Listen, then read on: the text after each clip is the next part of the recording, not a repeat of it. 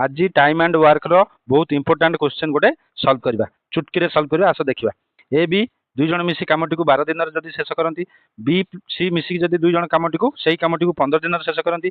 सेही कामटी को सी आ ए मिसी जदि 20 दिन शेष करती तेबे ए बी सी तीन जण मिसी कार्यटी को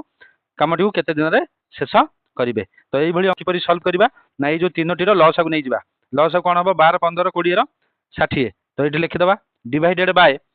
ये जो 60 को आम 12 द्वारा डिवाइड करके लिखिदेवा के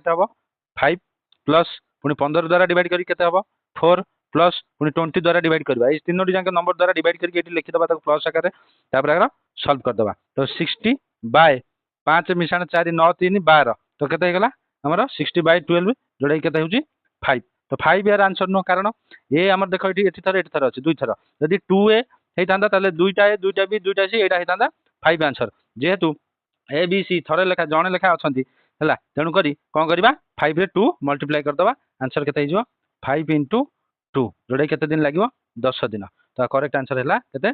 10 डेज जदि वीडियो टी भल लागुछ त लाइक करबो चैनल को सब्सक्राइब कर दबो थैंक यू।